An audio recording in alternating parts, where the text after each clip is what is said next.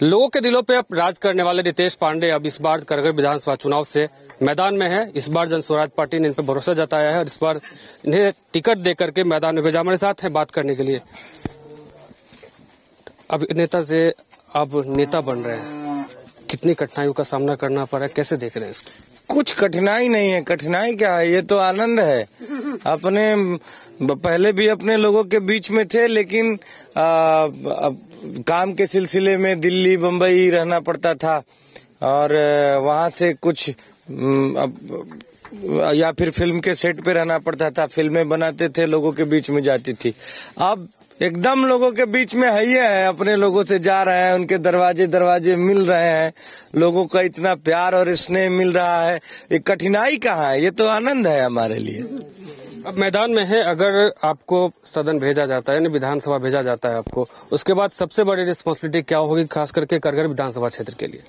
देखिए, सबसे बड़ी बात है ना, यहाँ पे देखिए समस्या के जड़ पे पहुंचते हैं जब, तो यहाँ पे बहुत सारे गांवों में मतलब आप समझिए कि 400 से ज्यादा गांव है करगढ़ विधानसभा में।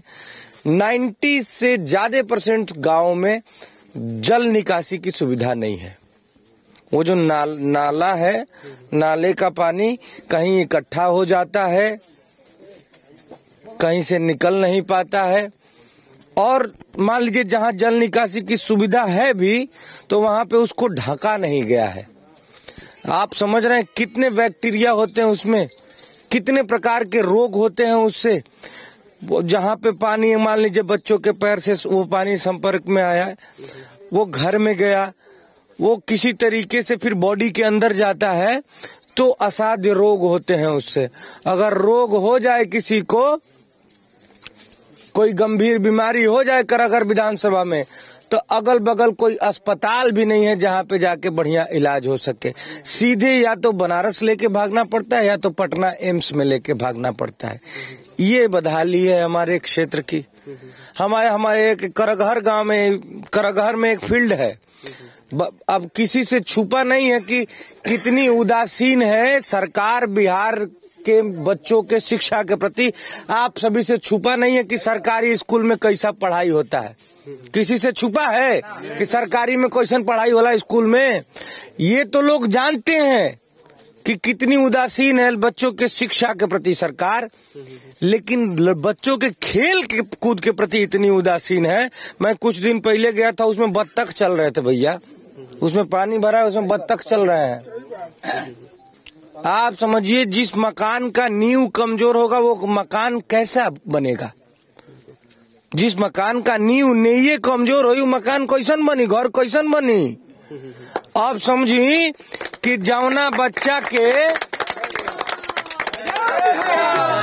बच्चा के भविष्य के इमारत के निर्माण हो रहल बा, ओमे न्याय के काम करी शिक्षा। अब बताई कि सरकार बच्चन के न्याय के कैसन बना रहल बा, खोखला कर रहल बा। यही से साजिश के तहत, हम तो इसको साजिश कहेंगे। क्यों? क्योंकि बिहार इस समय पूरे देश का मजदूर सप्लाई करने वाला राज्य बन गया है। यहाँ से मजदूर सप्लाई होते हैं और ये लोग जानता है कि क्रांति की आवाज इधर से ही उठी थी। अगर बिहारी क्रांतिकारी होता है, अगर बिहारी को बढ़िया शिक्षा देंगे, बिहारी पढ़ लिख जाएगा, तो अपने हक के लिए आवाज उठाएगा। फिर कौन जाके 15,000 में गुजरात में मजदूरी करेगा? फिर इतना सस्ता में मजदूर कैसे मिलेंगे? इसलिए साजिश के तहत बिहार को शिक्षा में पीछे रखा गया है। अरे ज्ञान की भूमि है भैया, यहाँ भगवान बुद्ध को ज्ञान मिला है, भगवान महावीर को जन्म मिला है इस भूमि पे, भगवान राम यहाँ आके बक्सर में शिक्षा दीक्षा प्राप्त की है। इस भूमि की ये विडंबना है कि यहाँ से ज्ञान पाने के लिए, शिक्षा पाने के लिए भी लोगों को पलायित होना पड़ रहा है। और गरीब आदमी जो श्रम करने के लिए, जो मजदूरी करने के लिए जा रहा है ना भैया, तो वो तो भाई जब शरीर थक जा रहा है, पूरा जवानी अपना उधर हड्डी गला रहा है, शरीर थकने के बाद वापस आ भी जा रहा है। लेकिन जो मध्यम वर्गीय और थोड़े संपन्न परिवार हैं, जो अपने बच्चों को पढ़ने के लिए बिहार से पलायित करा रहे हैं, उनके बच्चे बहुत ज्यादा, 90% से ज्यादा बच्चे उधर ही जॉब पाके उधर ही सेटल हो जा रहे हैं। वो बिहार में झांकने भी नहीं आ रहे हैं। ये परिस्थिति है बिहार की। रितेश जी, हमारे ताला लग चुका है, लोग पूरा का पूरा परिवार बिहार छोड़ के चला गया है। अरे तो ये बताइए भाई, ये श्रम गया तो श्रम तो गया ही, हमारे यहाँ से बुद्धि भी जा रहा है ना। अब जो लड़के पढ़ने के लिए बाहर गए उनका बुद्धि बहुत तेज है, वो कोई बड़ा कंपनी में है भाई, सब कुछ तो बुद्धि से ही है। आज तक दुनिया में जो भी विकास हुआ है बुद्धि से ही हुआ है। अब हमारे बिहार से जब बुद्धि का ही पलायन हो रहा है तो कैसा रहेगा बिहार? बुद्धि का भी पलायन हो रहा है, और सुनिए, श्रम का पलायन तो हो ही रहा है, बुद्धि का पलायन तो हो ही रहा है, और पूंजी का भी पलायन हो रहा है। आप सुनेंगे CD रेशियो होता है, क्रेडिट डिपॉजिट रेशियो। अगर किसी स्टेट का आदमी 100 रुपया जमा करता है, 100 रुपया अगर जमा करता है तो वो ये नियम है कि वो एक निश्चित अनुपात में उसी राज्य के आदमी को ऋण के तौर पे कुछ पैसा मिलना चाहिए। अन्य राज्यों में अनुपात 70%, 75%, 80% तक है, लेकिन हमारे बिहार में अनुपात 40% का है। आप बताइए, देश का सबसे गरीब राज्य, और इसका अगर हम लोग 100 रुपया जमा कर रहे हैं तो हमारा 60 रुपया किसी और राज्य में भेज रहे हैं।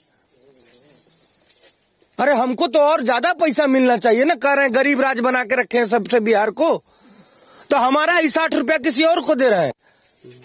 तो हमारे यहाँ से श्रम का भी पलायन है, बुद्धि का भी पलायन है, और पूंजी का भी पलायन है। जन सुराज की व्यवस्था बनेगी तो सबसे पहले हम लोग पूंजी के पलायन को रोकेंगे, उसके बाद बुद्धि और श्रम का पलायन अपने आप रुक जाएगा।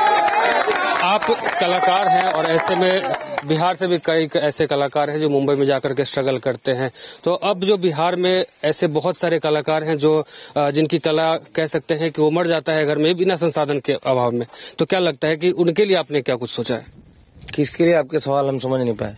जो कलाकार हैं जो गांव में रह करके, बहुत सारे ऐसे, आप भी गांव में ही रह करके अपने शिक्षा दीक्षा सब हासिल किया है, तो बहुत सारे ऐसे कलाकार हैं जो पैसे के अभाव में मुंबई चले जाते हैं, नहीं जा पाते हैं, या फिर चले भी जाते हैं तो वहाँ की जो मेहनत देख करके वापस लौट जाते हैं। हमारा तो हमारा सबसे बड़ा उद्देश्य है कि ये ज्ञान की भूमि है, इसको फिर से ज्ञान की भूमि बनाना, यहाँ से पलायन को रोकना। ठीक है, सबसे मेन देखिए, अब हमारा जौन सबसे बड़ दर्द होई, मान ली कि एगो गोड़ में हमारा घाव लाग गई बा कस के, आ एगो हाथ में फुंसी पड़ गई बा, तो सबसे पहले गोड़वा के ना इलाज होई कि भाई ओकरे से चले के बा, कहीं चल के जाए के बा। हाथवा के फुंसिया तो तनी देर बाद ठीक हो जाई। तो ई जौन कलाकार के बाद भाई ये भी समस्या है, जो बिहार के कलाकार बाहर जाते हैं उसके लिए भी हम लोग काम करेंगे, लेकिन सबसे पहले हम लोग यहाँ से पलायन रोकेंगे, या इसको ज्ञान की भूमि बनाएंगे। उसके बाद फिल्म शूटिंग तो हम बानी थे, अगल बगल देखेंगे फिल्म शूटिंग। तो रितेश पांडे थे हमारे साथ, जिन्होंने अब कारागार से चुनाव लड़ने का ठान लिया है। जनसुराज ने इन पे भरोसा जताया है और इस बार ये मैदान में है। अब देखने वाली बात होगी, इनका कहना है कि इस बार जो है हम अगर आते हैं तो पलायन और खास करके जो शिक्षा की व्यवस्था है उसमें सुधार लाने की जो है वो काम करेंगे। अब देखने वाली बात होगी आगे क्या कुछ हो पाता है। अब जनता का समर्थन इन्हें और जनता का जो प्यार है वो इन्हें कितना मिल पाता है। फिलहाल इस खबर इतना हमारे साथ बने रहिए। मुझे और हमारे सभी राजबलम को दीजिए इजाजत। नमस्कार।